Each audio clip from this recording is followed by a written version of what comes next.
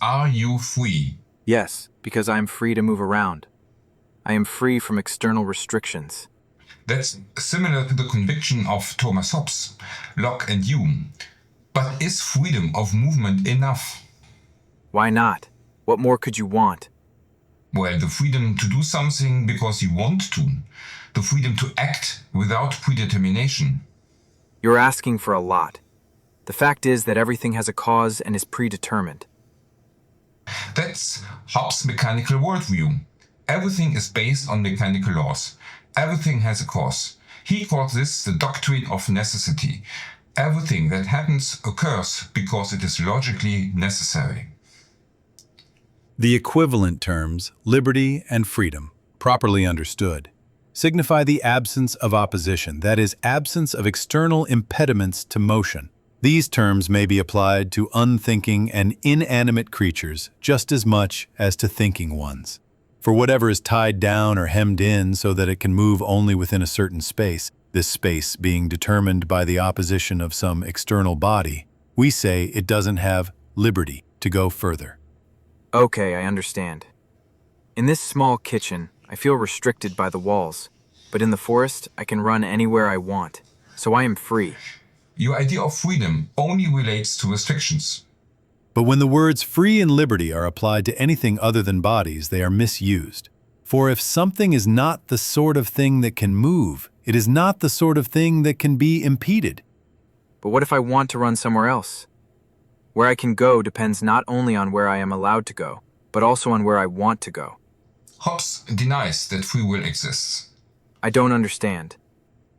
The use of the phrase free will attributes liberty not to a man's will, desire, or inclination, but to the man himself, whose liberty consists in his encountering no obstacle to his doing what he has the will, desire, or inclination to do. But I have free will. According to Hobbes, however, your free will is subordinate to necessity. When you want something, it's out of necessity. You have no free choice. Liberty is consistent with necessity. Water has not only the liberty but the necessity of flowing down the channel. The same holds for the actions that men voluntarily do. Because they come from their will, they come from liberty.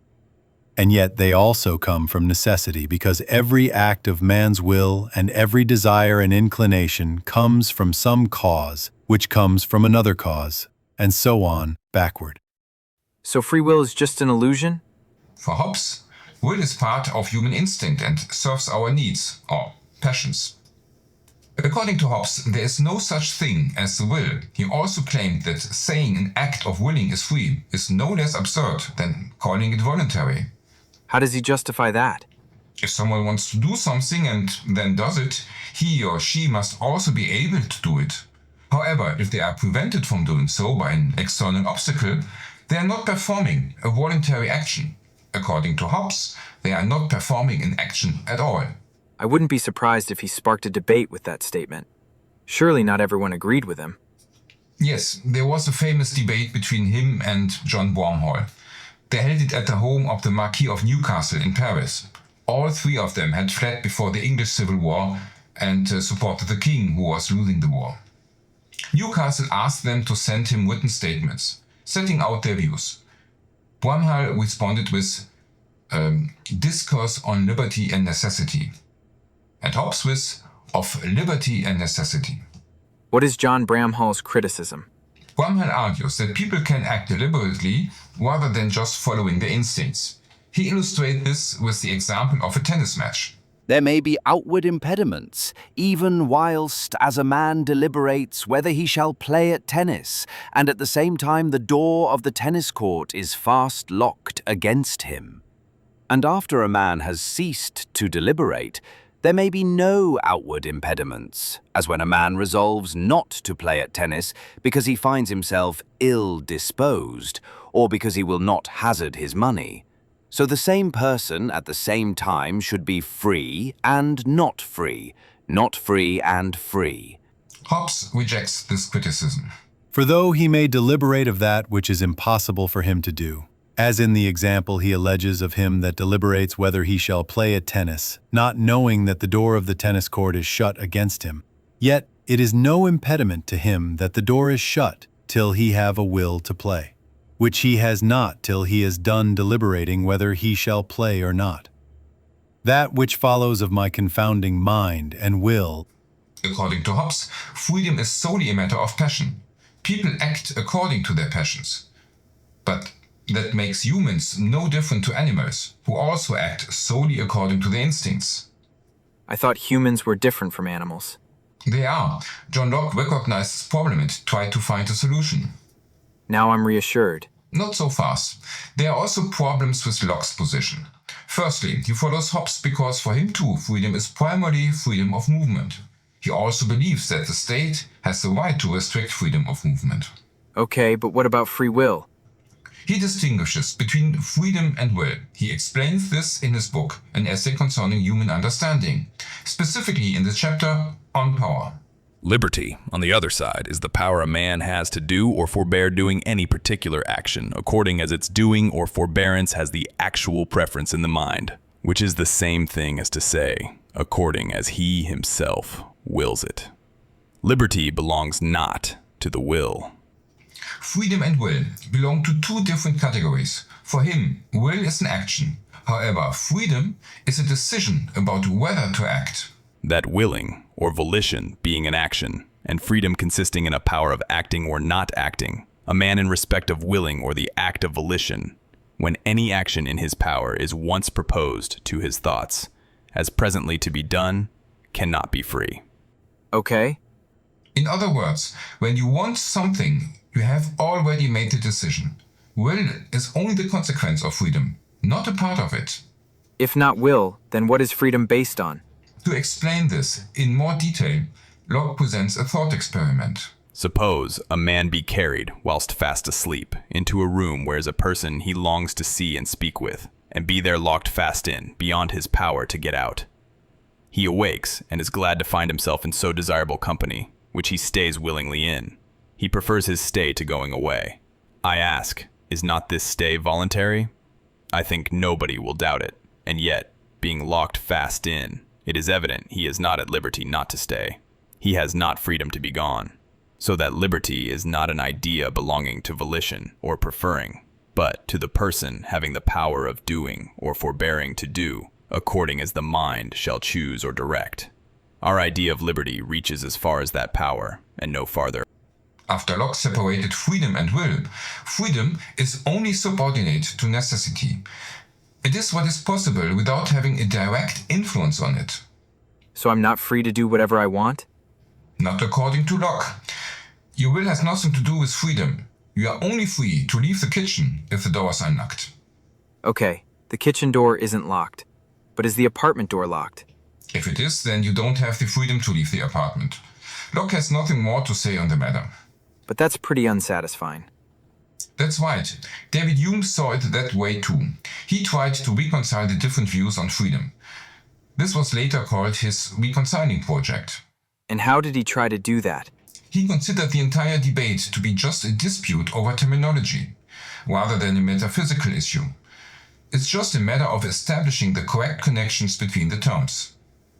This has been the case in the long disputed question concerning liberty and necessity, and to so remarkable a degree that, if I be not much mistaken, we shall find that all mankind, both learned and ignorant, have always been of the same opinion with regard to this subject, and that a few intelligible definitions would immediately have put an end to the whole controversy.